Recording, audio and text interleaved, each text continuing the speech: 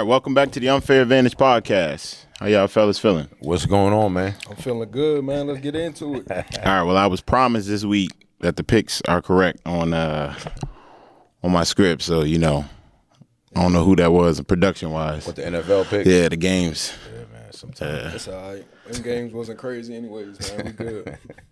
How do we do on our picks? I wonder. I don't know. We gotta start keeping track of that. I like to see that. Yeah, at the end of the season, see who really on top. Who knows football? Yeah, y'all can have like most wins. Probably do that. Tough. There we go. That'd be tough. Okay, all right, let's get started. So we're gonna talk about your biggest pet peeve you ever had as a coach or a player. We're gonna start with you, Coach Man. My pet peeve is soft NFL, soft football. Everything. Football is a violent sport, man. Yeah. Even when kids bring the soft energy, That's real. violent. It's a violent game, man. You go to hurt somebody. That's what football is all about. That's real though. No, I mean that's I can see from your standpoint growing up playing the way you played and playing physical, and now it has changed. But I think they're really trying to attract a new audience. You know what I mean? So it's a new audience for flag football. There's flag football for younger age and for boys and girls. But I feel you though. But on my pet peeve is from a coach is, and a lot of athletes that's dealt with me. A lot of it's just they know what I expect. So mine's is intention. Why waste your time trying to do something when it can help you get better? You know what I mean? So why are you not going to give your all? You know what I mean? Just it's just really just a waste of time. And then the other one is not having, the understanding and process of how you need to be working out. Like what do you want out of this? You know what I'm saying? And then the last one is making excuses. So a lot of mine is just hold yourself accountable. Don't train to train with a purpose, train with intent. You know what I mean? So that's my pet peeves, And you know what that sound like? What? A whole bunch of softness, man. Yeah, that's real though. That's Honestly, real. It's you real. talking about intention. I'm just talking from the training side. Exactly, You talking from the definitely. football side. Yeah, I agree with you. Intention to every little detail, and that's why I bring up softness, because if you got some dogs, especially in the football world, you got to be able to be serious about your craft, right? You got to be serious about your details when you're training. So let me ask you on that. So you saying, and you can ask vice versa, but like, how do you deal with your pet peeve? So like you in that moment, like when you training and stuff like that, and these maybe kids you're training the sport called football, and they're not pushing hard or things like that. Like, what are some of the things you do? Yeah, that's a good question. Just because I feel like, I haven't fully dealt with that in my early, training days, but sometimes I see it with the younger kids, right? The younger kids, they, like you talked about, intention. Guys, they don't want to be there. They don't have the energy to be there. And that's why I just let them know that it's soft energy. Yeah. I tell them what this game is. So you straightforward with them. Straightforward with them. You got to be, Yeah. I am too, though. I am too. Like, it may cost me business, but I believe being honest and transparent with people investing. Right. And that's what we're here for, is to bring understanding. Because a lot of people don't really understand what they want, what they're trying to accomplish. So my job as a coach to try to direct them along that. But that's my pet peeve. You got any coach? Coaching, yeah, I think it's kind of what you said, toughness, but I would say specifically it's like rebounding, right? Like just the will to like effort. Yeah, I mean you saw that this year. Like if you just don't try to go and rebound, it's just you have no. Did you rebound when you played? Yeah, I was. You had to go there. I was actually a rebounding guard. I would say my best attribute was passing. So rebounding and getting on the break, I like doing that. So you was probably then about third or fourth option, and then because most guys that play with a lot of effort have to play with a lot of effort because they don't get that. I'm just messing with you. I'm just messing with you. Well, we're gonna clear it up. I played with 4 Division I players. Oh, see, school. that's what I'm saying. He had to find his role. I was the D3 guy. Yeah. So yeah. Yeah. Yeah, that makes sense. So rebounding is something that I feel that it's hard. Something you can't do. I don't think too well, but that's good. That's okay. Okay, all right. Let's move on. All right. So we had was it Saturday? Saturday, I tried to stay up for as long as I can. Nobody told me it was going to be 4 prelims. Am I right? It was 4, right? You talking about the boxing? Boxing. Yeah. It was 4. So I'm thinking, all right, 1, 2. The third one, You was all right. ready for it. Yeah. I was ready. The third one, I knocked out. And then the fourth, it was still on. So I'm like, what's going on? So then I woke up 4th round, and then obviously we're about to talk about it. So Terrence Bud Crawford defeats Canelo Alvarez by unanimous decision, 116-112, 115-113. The last judge was 115-113. Becomes the first man in the 4-belt era to be undisputed in 3 weight classes. So I'm excited to hear what y'all got to say. Frisbee, we're going to start you off with this one. Hold on, before we get into that, who did you have winning? I had Crawford. Oh, you had Crawford. Yeah, man, listen, We should have did that. Hey, we should have did that last week, man. Did you actually? I've had Crawford his whole career. So let me explain that real quick. Now you got Crawford. Right, the whole career. I know. Look, if Canelo would have won, and I asked him that, man, no. I had Canelo his whole career. That's exactly what he said. Go ahead. He's just a truth teller. That's ahead. what he is. He's a surgeon, man. Listen, he's been doing that his whole career. He just ain't really like fight somebody that has a name, but anybody that was in his division that was ranked or qualified to be in that position, he took care of business. Did you watch the Errol Spence fight? Yeah. So like, everybody was like, he's too strong. He's going to do this. Terrence, to me, has a hard time getting hit. Like, he's never really been hurt. He's never really been hit. So for me to, even though I knew Canelo threw hard, I just never seen Terrence get hit. So then if he can't do that, especially in his later age, like Canelo's not going to be able to get that shot off, especially if he don't get it off early. I knew it was just going to be, I didn't think Terrence Crawford would exchange with him as much as he did in the middle of the round. Like, I was, especially going up in that weight class, but I knew he would move. I knew he would pop shot him here and there, but I think he's actually gotten better his last 2 fights. I mean, it's like the Spence fight and this fight, I don't know where he goes now because he is a little older and getting these fights later in his career, but because now it's just going to get a little dangerous to fight somebody young. That's my take on the fight. Yeah, I definitely. It surprised me, man. I'm a Canelo guy. Really? Yeah, man. Definitely, I'm a Canelo guy, man. That's the thing with that fight, man. I thought, but he just lost though, Savon. I'm not a bandwagon, man. But Canelo just lost what 2 fights ago? Somebody, sure. He only got 3 losses. So yeah. Floyd Mayweather. He lose. I'm supposed to not be a fan of him no more. You seen him declining. That's all. So if you see him declining, put some respect on his name, man. Put some respect. He's one of the greatest Mexican boxers for sure. But I can give him that.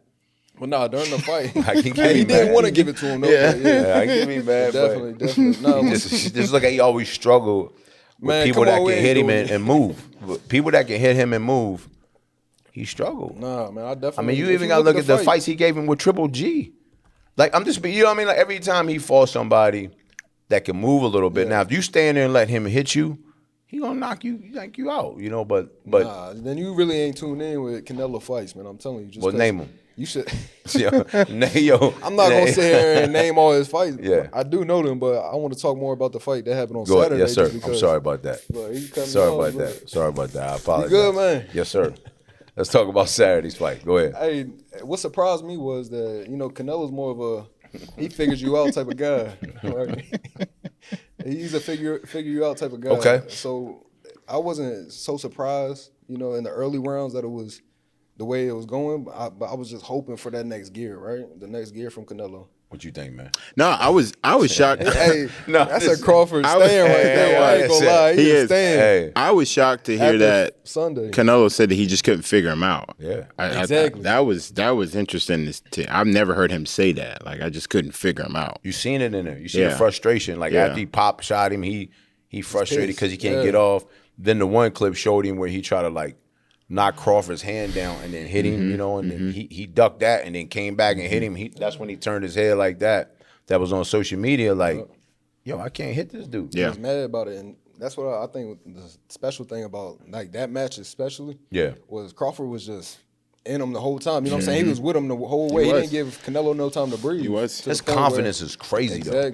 Like I get it. I'm not a prize fighter, but I can only imagine you nervous. Why wouldn't you be nervous to go into these type of fights? Man, this dude, the Spence fight, this fight, a lot of people yo, how you gonna go up this? How many pounds did he go up? He went up a lot. I think what they fought at two weight classes? 168, 148 to 168. I think he went up 2 weight classes. Yeah, so that's a big jump. Yeah, it is. That was a good fight though, but Crawford deserved that. Yeah, he definitely deserved I don't know now. Where do you think both of them go now? So Do you think That's Canelo the needs thing, another yeah. fight? Do you think Crawford needs another fight? Shakur Stevenson's out there. He's young, you know, Yeah, but that's no one, you know, that's a different. Like everybody now, because it's so spread out in the weight classes, somebody's got to just submit because like it's all different weight class. So if I'm a 168 champ, if to fight somebody, I'm probably have to go down to 150. If I'm a 150 champ, I probably got to go to 168 or 140 something because in their actual weight class, there's not a lot of like, you know, guys there. no. I think they're the next. If they, yeah, they definitely gonna fight again for sure. You know, I think it's But good for boxing. it is. It definitely is. But I do think a lot of times we seeing guys, especially boxers, not want to fight the top guys. That's Yeah. why this fight was so big. You know, and I feel like nobody else is gonna really step to Terrence Crawford. You know, who do we? Who And I do we think, like there is none. and I think a lot of people like they try to blame it on Floyd because now it's like They're ducking. everybody wants to be undefeated. So no one, like back in the day, no one really cared about their record. They wanted to was fight just the fight best fighter. the So best now dude. it's strategical and it's like, okay, well, I'm not going to risk my millions or my platform by your fighting legacy, this the guy. legacy Yeah, too, the fighting this legacy, guy and yeah. then he beats me. I'm going to try to methodically pick the right guys that can give me a good fight so I can put on a good show and keep my fans, but I'm not at risk of losing. And get that money. Yeah. You got zero losses. So You get paid. he went up 2 weight classes. He went from 147 welterweight to 168 super That's what he middleweight. said. Yeah. That's a lot of weight. That's a lot of weight. That's a lot 21 of pounds. He was knocking. I'm telling you, too. Yeah. He was knocking. And to put that size and speed on Right. with that, I mean, well, to put that type of size and weight on and then still keep that speed, that's impressive from his whole camp. Not only just his boxing camp, his training, his physical training camp. That's impressive. He was really in shape. I was Yeah. impressed with his win. Yeah. I Especially was going up. yeah. I got an off topic. Uh-oh. And none of y'all are prepared for this, so I'm sorry because we didn't get to talk about it. If y'all watching First Take on Thursday or Friday, Molly Kieram, she just resigned.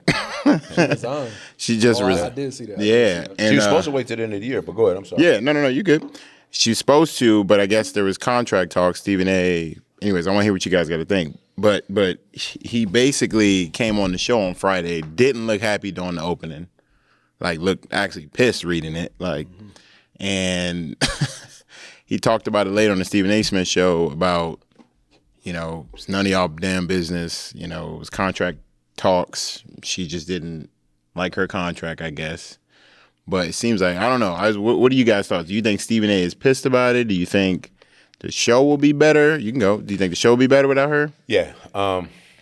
I think that he should be pissed because I know what it's like losing a good staff member. Like, hey, yo, listen, when you work, I don't know how long they were 10 together. years. Yeah, so like when you work with somebody that long and you create that dynamic and you got momentum, he's keeping on. He's getting popular. The show's getting popular.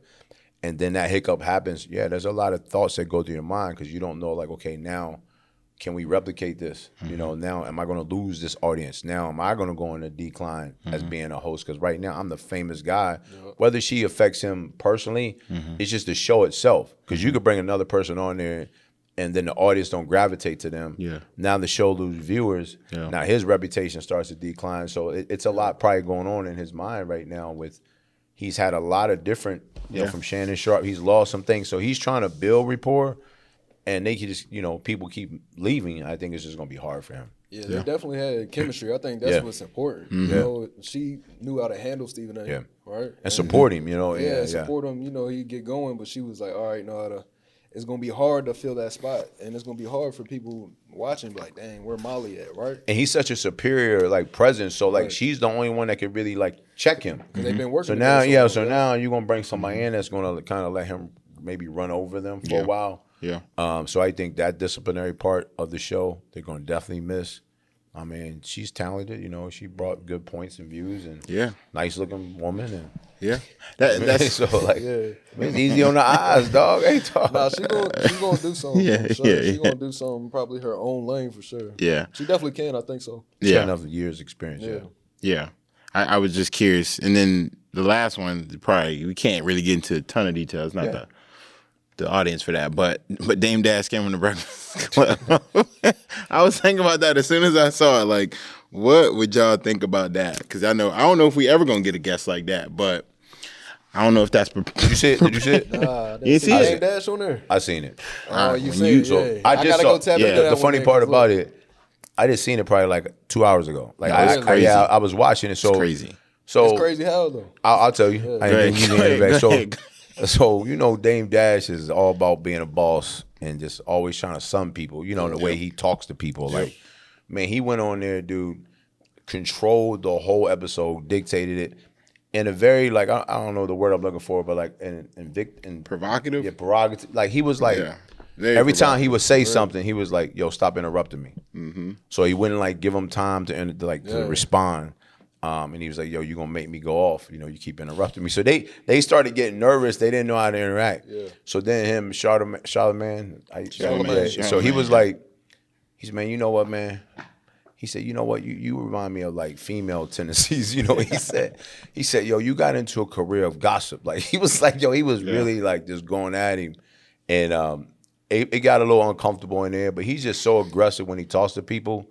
And then like he was just dictating the whole conversation, but he tried to play my man. He was like, "Yo, listen, what y'all doing here? Like this ain't masculine things." Like, yo. Yeah. Then he though.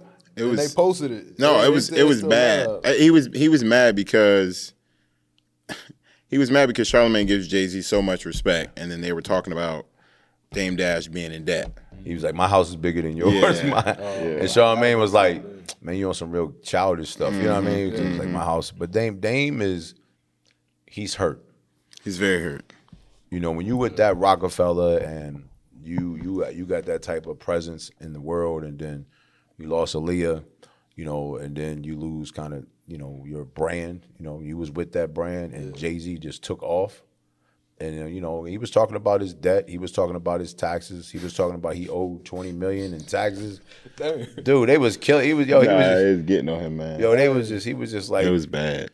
and that's where Charlamagne and them was like, well, if you know so much, then why are you Right. broke? Like, so. Right.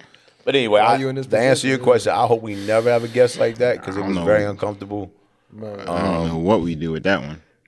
I cut everything off. It What you was mean? it's entertaining though, like for sure. I don't know if they planned that or if that was scripted, but that was Well, that wasn't the only one. I know we got to move on, but what we talked about, hey, when Cameron kicked Oh, that was- Adrian yeah, Broner off I too. just saw that too. Yeah. So there's been crazy guests on podcasts, and you know, you just got to be able to handle that and deal So with you it. got the bag of money behind the chair. No, don't have that. So Hey, that was hard. When though. you That come was on, tough. hard. That He was said, I'm tough. gonna pay you.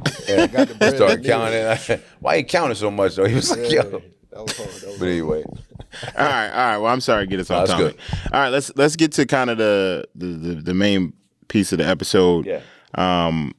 Everyone listening has faced that moment where quitting seemed easier than finishing.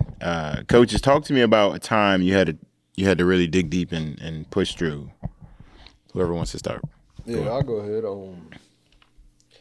Man, I'll say my last year playing college football, I think I had, it was 2023. I had foot surgery in January, right? This is in the off season where you're trying to get better. You're trying to, be in condition and be in shape for spring ball. Yeah. I had foot surgery in January that took about 2-3 months to get there. And then I had hip surgery on the same leg in March. My foot wasn't healed fully, and hip surgery, that takes about 6 months, 5-6 months to fully heal. So that takes me right up to camp, right? Yeah. I think it was like week 2 of camp when I was finally cleared. We played 2 more weeks.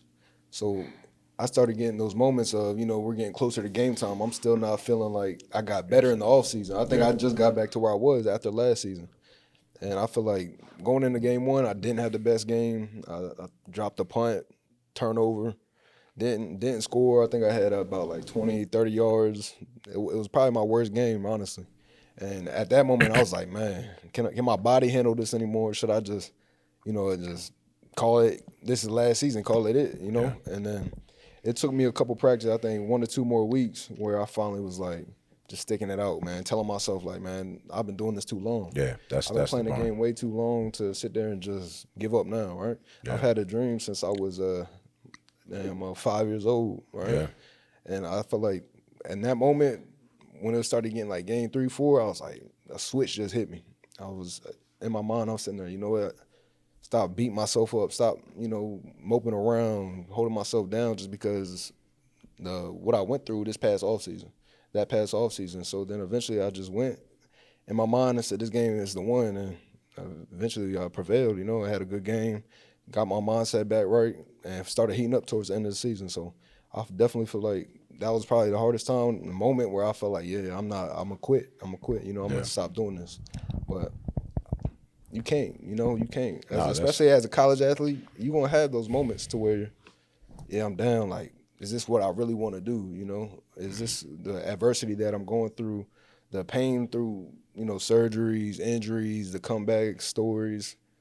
You want to go through it, right? It's a lot of stuff to overcome, man. And that's is. when you got to like just tap into why you started. Exactly. And that's exactly what I did. I started at 5, man, 5 years old. And I was like, you know what? Yeah. This game was fun then. I'm going to make it fun now. Yeah. So you had a lot invested.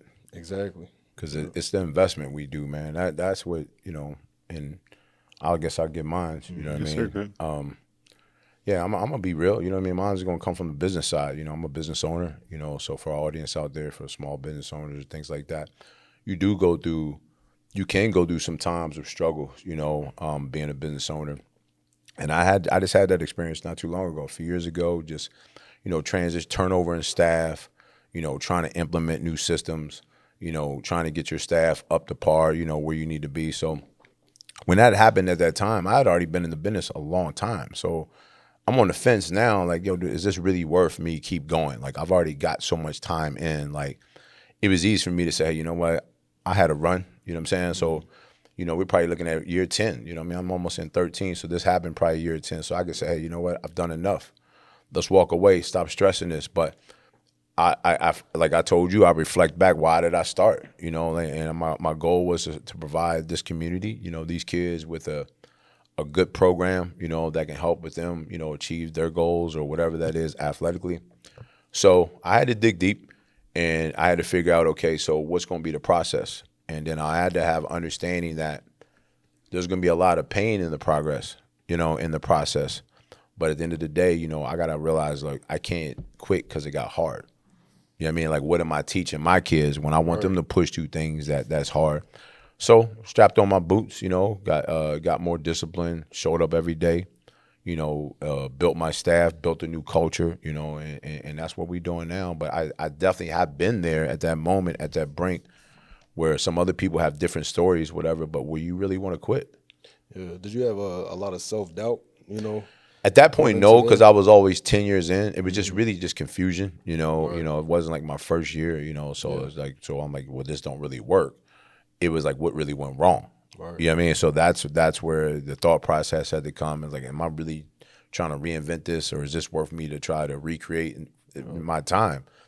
And, that's when I reflected and pondered, and I said, you know what? Yeah, it is. So that's where I'm at today. I overcame the adversity, man. That's the thing. That's real. But it's tough, though. I mean, for kids, like, kids don't understand. Like, I try to teach our kids today, like, when things are hard, they're going to be hard. You got to learn how to push through, though.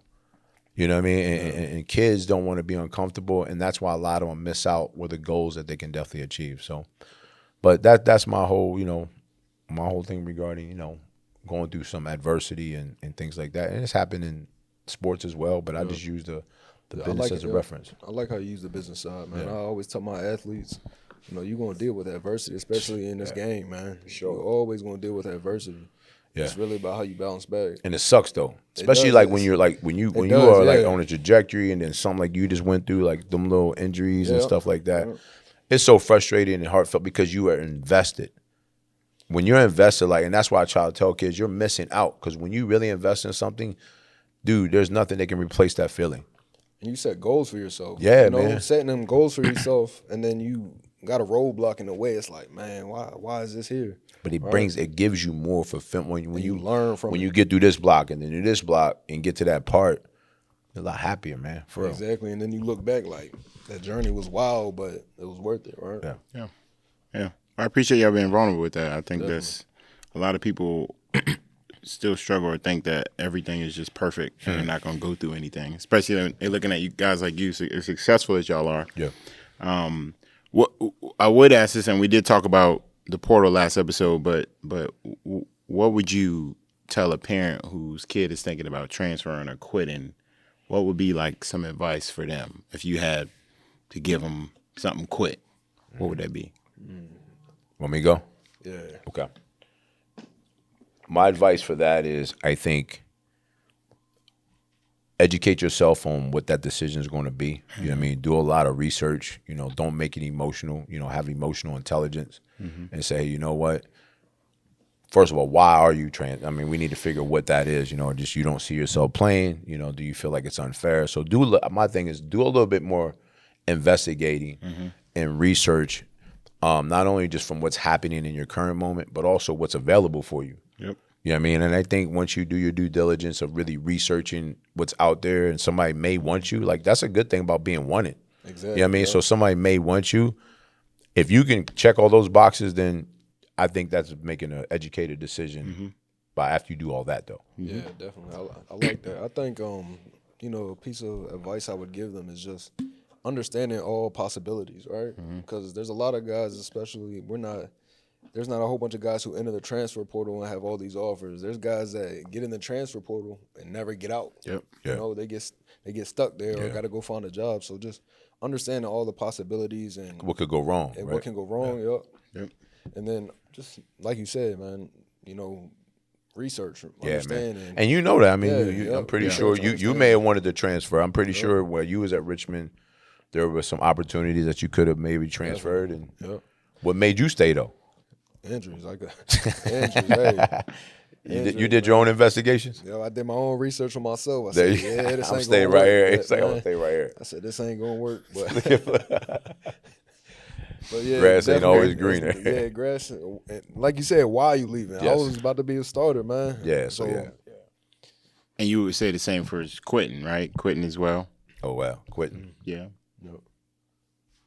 Yeah, I think if you're at the stage to, I even think if you're at that thought process of quitting, then you do need to check. You might not need to be playing. Like that should never come up. Quitting something, like if I'm ready to quit football, I need to dive deep in that because why am I really like I've been doing this since I was young. What's pushed me to this brink to want to quit? I think that's how I would look at it. Yeah, I think. Go ahead. I was gonna say, yeah, just quitting. Is it temporary? You know, is this just something that just happened to you, and you're like, oh yeah, you know, I'm quitting, or is it something that's built up over time? Yeah, you know, that finally got you to the point, like, make you, reevaluate make that what decision. You're doing, I would say I see quitting mostly at our level is this is like kids' first time with some adversity, right? So they're so good in high school, and then they are not as good in college because there's guys better. And then I always, you always get a kid or two who wants to quit because they're not playing. And I said, well, do you love basketball or you just love playing? You just love the games. You just love what's fancy and what's beautiful and what's cool. But you just thought it was going to kind of be easy instead of so you could just tell kids who've never been through adversity and this is their first time at 18. So, it's tough. I don't really know the best advice to give parents because even when they're struggling or when their kids are struggling with that, like as far as when they send them to college. But all right, I appreciate that. So, Coach, let's start educating some people today. What is French contrast and why should athletes care about it? Go one. Yeah. So just to be kind of simplify that, French contrast is a weight training method. All right, there's several ways to strength train, but that's one of the methods that gets thrown around a lot because I think what a lot of athletes want to do is get faster, and that's a method that really focuses on turning strength into speed and to power. How it's set up, it's a 4-block workout to where you do like an 85% of your one rep max. Let's say hypothetically, a goblet squat. So I'm gonna do 85% of that. Yep. Then I'm gonna do then I'm gonna do an unloaded plyometric. So that's more potentiation. I got that stimulus with the 85%. So now it thinks I'm recruiting that, but now I go to an unloaded plyometric. Then I go to a light loaded plyometric. and then I go to some type of sprint or explosive movement. And what it does, and I'm not going to get into what the force velocity curve is now, but it's kind of like it's max strength, it's strength, speed, it's power, it's speed, strength, and it's speed. So what this method does is it puts all of them into one training block, and that training block is going to get the athlete exposed to that with all those movements. And by it being a high nervous system workout, you want to keep the reps down, like 3 or 4 reps for each movement. You want to rest probably about 20, 30 seconds between each exercise. And then you want to rest probably about 3 or 4 minutes between each block. So, but once again, what it is, it's a method that really focuses on turning, strength, and the speed and power. Okay, so yeah, you dropped some knowledge right there. Hey. Okay, so now for like say one of my high school football players, they play from August to November, December. Yeah. When would they use that? Yeah, you can use the French method. The French contrast method kind of anytime. It's just what's your demand at that time. So if you want to use it in season, you just got to cut back the value, because you're already doing other things on top of that. But it's not so hard because you think about it, like we're not loading a whole lot. Like so the heavy weight training is what really taxes the body. So this is where you see we're doing 3 reps. We're only introducing them for 3 reps on that from 85%, but then everything else is kind of lightweight. So to answer your question, like if I'm a high school kid, I would probably try this in preseason first. But you also need to have a foundation of strength. Like you can't get into plyometrics and all that stuff if you can't jump. So you got to first build a training block to where you have adequate strength to even start getting into plyometrics. Because like if you can't jump or you're jumping as high, why do plyometrics? So strength training is going to be priority at first. Getting strong, finding that relative strength before you start introducing yourself or your athletes to any of these type of methods. And so when you say preseason, we're talking about like, during camp time, or we're saying like right after the season, the break's done, January. So let's say February. football ends like probably like January, Start back January. Start back January. So I would put my strength block there. I would work on, like I said, building that appropriate strength. So then that's why I'm probably doing, low reps. Where I get risk and reward, so I'm getting better quality with them being under load. They're not trying to do 10 reps or something. Building a foundation, right? Building that foundation. And then, getting into hypertrophy to where they're starting to introduce them more reps, like 10 or 12. Now they have that foundational strength. Now, then I would probably look preseason before football. Like I said, I would do the January, February, March, 12 weeks for the strength training block. Then like April, May, and June, get into the French contrast and try to go into the football season, just explosive. Fresh, yeah, definitely. No, that's kind of like something we did in college for sure. For real? It started the foundation heavy, real heavy. I'm telling you, maxing out a good bit from January to about before, spring ball, staying heavy. Then that's when we started, from spring ball gets into March, on right up until preseason, the season starts in camp. That's when we start adding the plyometrics and that, the banded jumps. What's the ones with the band up top? Assisted jumps. So assisted jumps just allow you to jump higher than what you normally would. So you're going to create more force when you come down. But the French contrast method, like I said, I think it's really good. It's a great program for high school kids that already, like I said, have that foundation of strength, because a lot of kids don't know how to turn strength into speed. Exactly. So when you're lifting weights all the time, all you're doing is you're getting stronger and you're stronger and stronger, but then your movement quality or your speed's just not there. So now you're looking like, okay, coach, I'm in the weight room. I'm lifting hard all the time, but it's not transitioning to my 40 time. Well, you're not exposed to different methods that can create that type of, explosiveness. Plyometrics. Your body to respond like that. So, I think the French contrast method, for all our viewers out there, it's a great go-to program. Like I said, some of the insight on that, do it for 3 to 6 weeks. Make sure you're making good decisions when you put it into your program, from your training block throughout the year. But no, that's their contrast. Okay. And what if somebody wanted you to write up a program or wanted you to write up like a, season workout, French contrast, because they just saw all this great gems you just dropped. Sure, yo, how much? Yo, hit me up and fast, man. How much you charging for? I ain't gonna do all that right now on this platform, but it depends. Like I said, a lot of it, a lot of the things, kids have goals and these athletes have goals, but you have to invest in knowledge. You know what I mean? Like the more generalized you stay, the more generalized your results are going to be. Like I tell people, you want uncommon results, you got to do uncommon things. You know what I'm saying? No, that's real. Damn, I don't got the button. Where the button? Oh, man. It's the wrong button. I was dropping them. Man, you All crazy, right. man. Hey, you crazy, All man. right.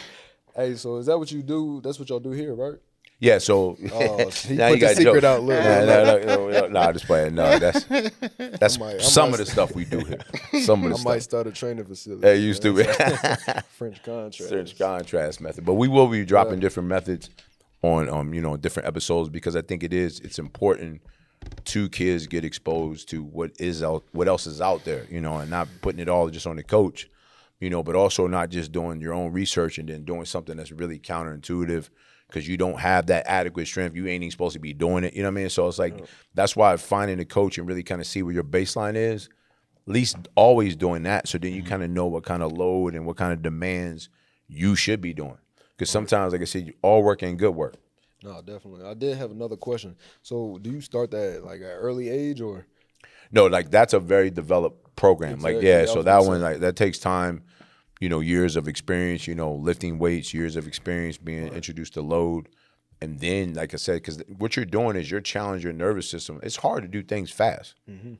That's the whole thing of doing speed. So when kids are being introduced to that, they have a hard time adjusting to that. So that's why the training, the foundational stuff is important first, and then you do this. You work up to that. Yeah. Okay, yeah. And don't stay in it forever. Get what you need out of it. See if you got a return. And I encourage all you guys to test. Stop guessing.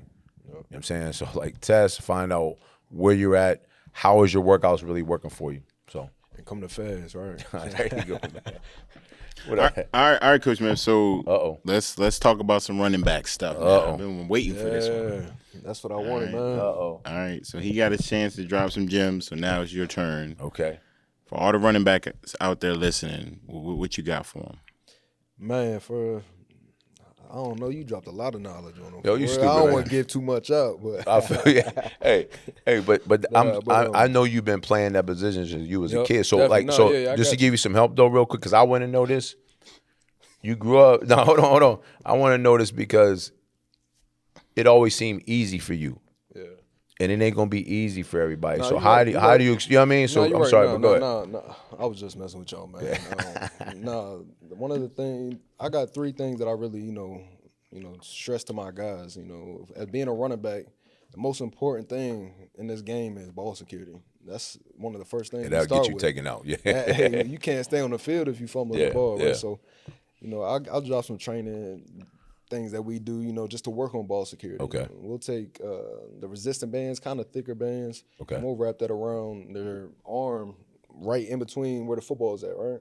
High and tight. High and tight. Now you got to keep it there while I'm yanking the band.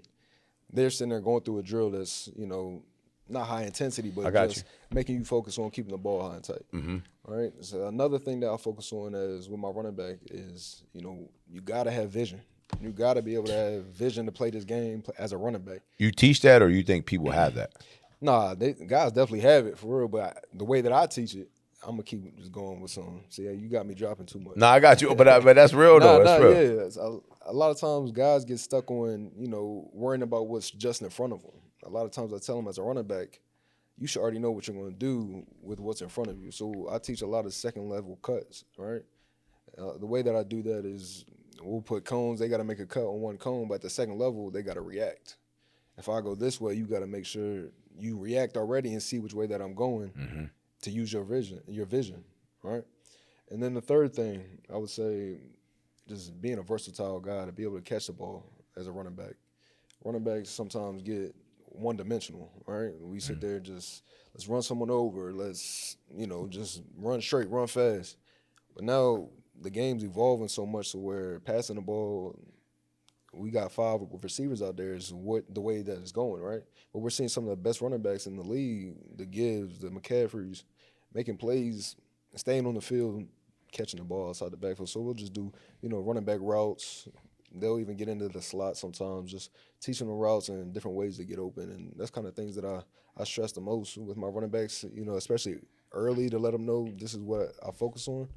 But then well, of course, getting into the deeper running backs drills, and I'm gonna leave those for next time. But we'll definitely get there for sure. But So do you have a testing criteria that you do? Like 'cause you train younger guys, so like if they come to you, do you put them do something to be like, hey, you know what, you're really not a running back. Like you may need to do the receiver. You know what I mean? Like, is there something that you guide them on to make that decision?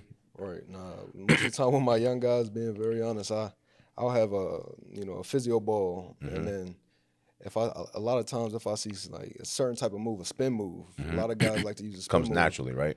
Yeah, when it starts coming naturally and I start seeing it, or they're not afraid to run into the physio ball, they'll commit to the contact.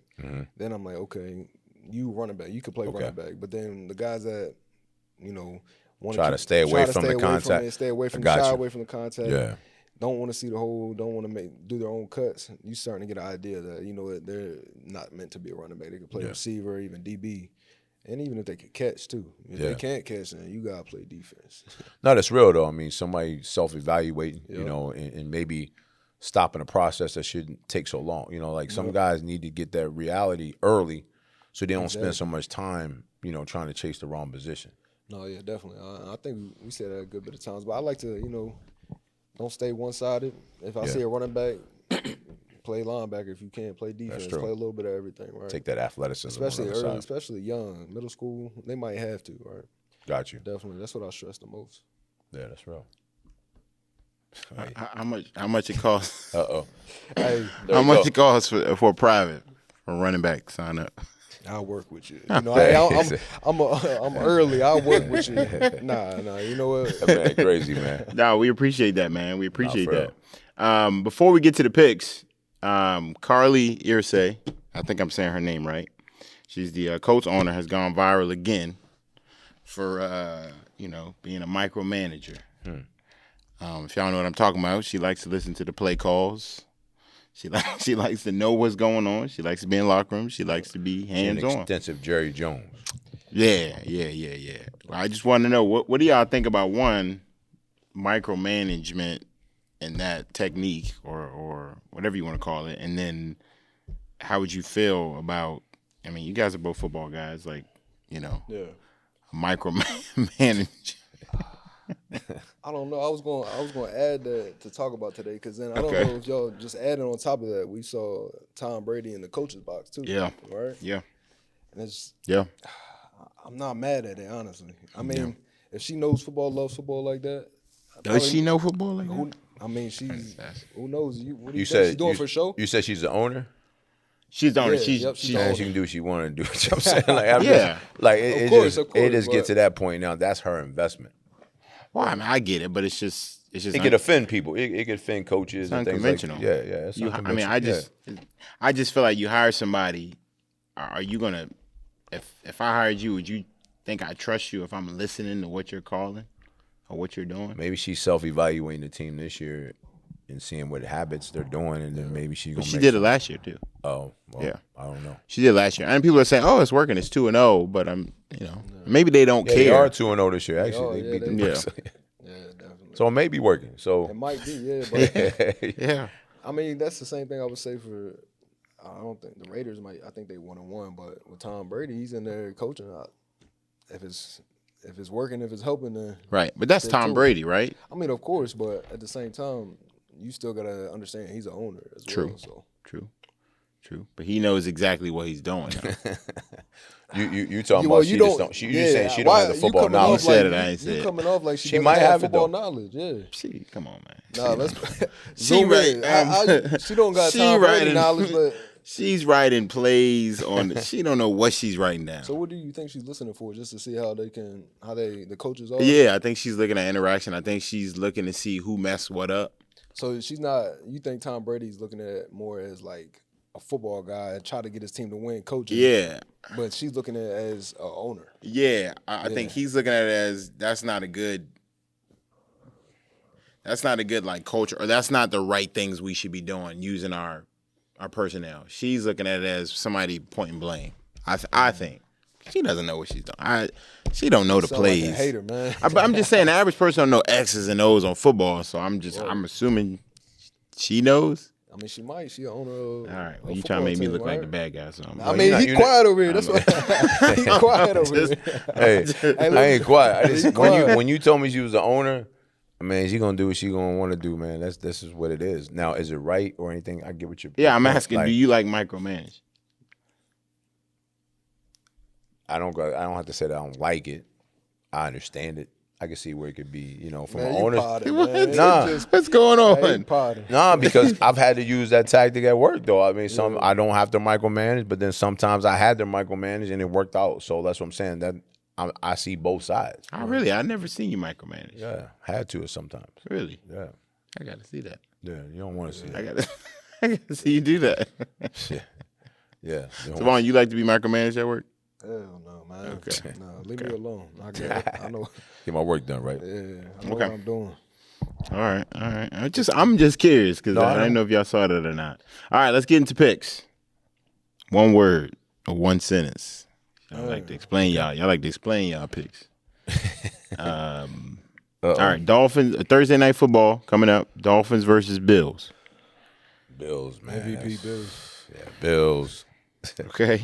And I'm a Dolphins fan. Bills. Oh, I forgot about that. Ah, Yeah, he told me he got forgot. started. Yeah, he told me he forgot about that. Yeah, they got other problems, man. She need to be.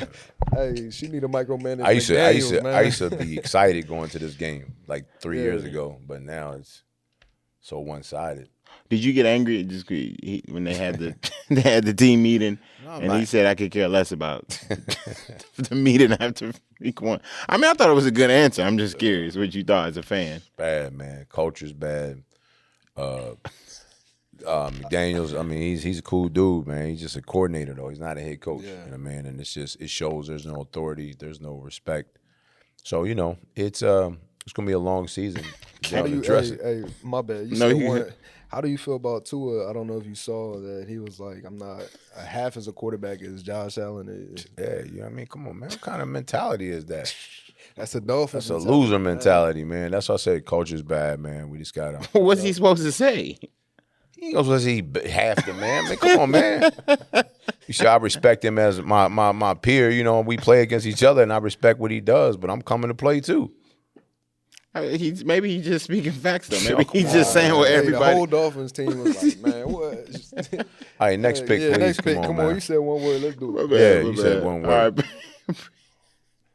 Hey, what was he just saying? What everybody knows. He wasn't going to lie. All right, about man. it. Next pick. Bengals versus Vikings. Is Burrow out? I have no clue. Yeah, I think. Oh, he's I think he's back. I think he's back. He's back. No, he's not back. Sorry, he's not back. he's out for 3 months. Yeah, he's out. Yeah, I'm going Vikings. Yeah, I'm gonna go Vikings too, because they just lost last week. I think they do, or the other night, whatever that was. Y'all both got Vikings. Yeah, we got the Vikings. Okay, Steelers versus Pats. It's gonna be a Steelers. good game. Yeah. Oh, Yeah, I'm gonna go Steelers. my fault. Who you got? Damn. I got the Patriots, man. Okay. All right, Colts versus Titans. Colts. 3-0. I'm going Titans. Okay. Texas versus Jags. Texans is due. They just had a tough loss, man. That was a good game, too. Yeah, it was. It was a tough. It was a tough game. So I think they'll come back. But yeah, Yeah, I'm going to go Texans, too. Okay. Falcons versus Panthers. man, the Falcons looking nice, man. Like I'm gonna go with Falcons. Panthers ain't. Bryce Young just don't be like he don't get You better. ain't watching, man. You ain't watching. He just had like 300 yards. Yeah, and the game before that was what? Yeah, I'm gonna go Falcons. All right. Rams versus the Birds. Eagles. Who you got? Come on, man. Come on. Oh man, I'm gonna go Eagles. You already. There we go. gonna start Smart 3-0. choice. I'm gonna go Rams. Yeah. Rams. Dumb choice. No, I'm gonna go they're Rams. not bad. That's a good- that's gonna be a I good think it's game. gonna be a good game. Nah. man. Rematch from the playoffs for sure. Hold on, can I say something? Hold on, real quick. Hold on 1 second. Let's see if I can get this real quick. This is just about Jalen Hurts. He just had to find a way to piss me off this episode. You bring it up from last week. huh? No, Yeah, so it yeah. said We so shoulda- So Jalen Hurts last 5 regular season wins. Versus Kansas City, he threw for 101 yards. Versus Dallas, he threw for 152 yards. Versus Carolina, he threw for 108 yards. Versus Baltimore, he threw for 118 yards. He's averaging less than 155 yards in the last 4 or 5 games. Is he impactful besides the few runs he had against the Cowboys this season? He asking you, No, Eagles he's fan. not. He's not You asking. the Eagles fan? He's not asking me. He's asking you. I'm asking somebody. Yeah, man, he's impactful. Okay. Maybe not, with the tush push. With the tush push, you might.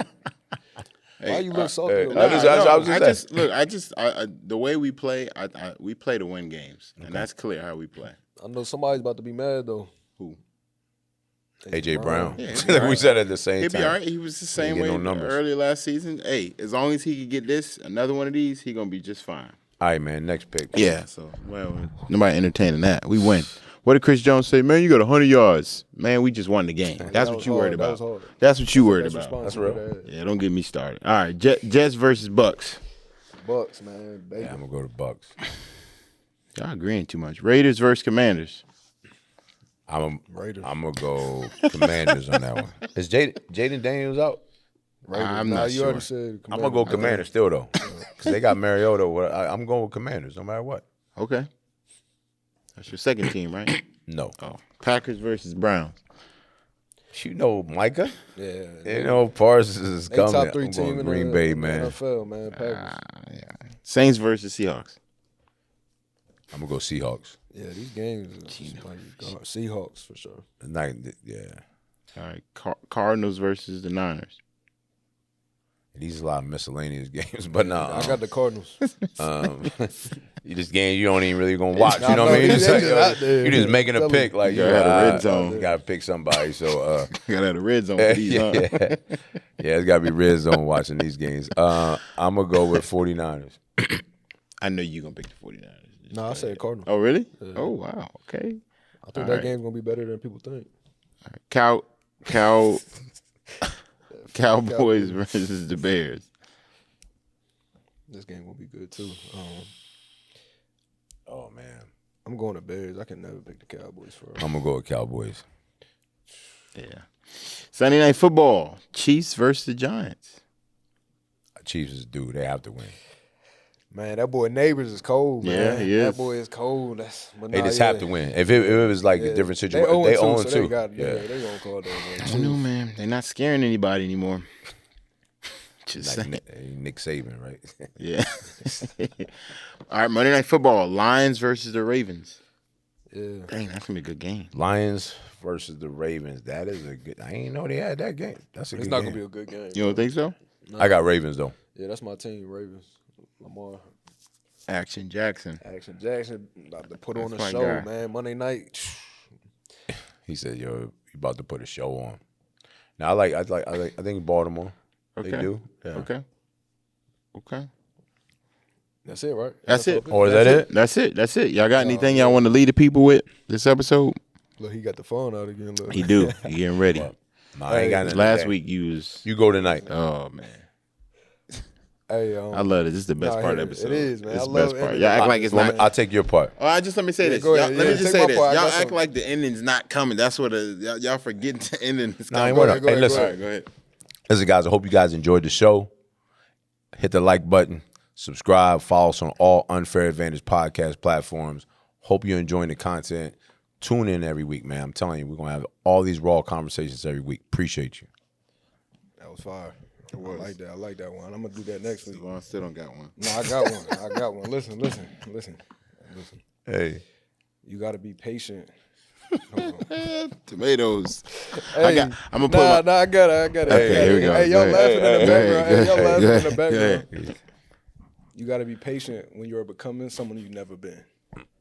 Okay, I take that. Say that again. You got to be patient when you're becoming someone you've never been. Just gotta be patient with the process. So that's how that ties in. Y'all trying That to was wrap your me best up. one. Hey, you trying to wrap me up? I got a gym in there. Come on. I was gonna say, man, he ain't been around a lot of coaches.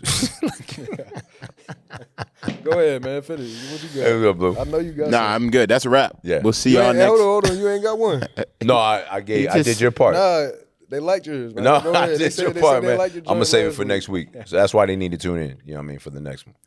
I got a better one next week too. Yeah, thanks, man. Appreciate you guys. Appreciate y'all, Blue. man. All right, that's it. I enjoyed It's it. a wrap, man. See Peace. y'all See y'all week. next week. Hey, thank you guys, man. Good show. Yes, sir. Appreciate it. Thank you guys out there. See you soon.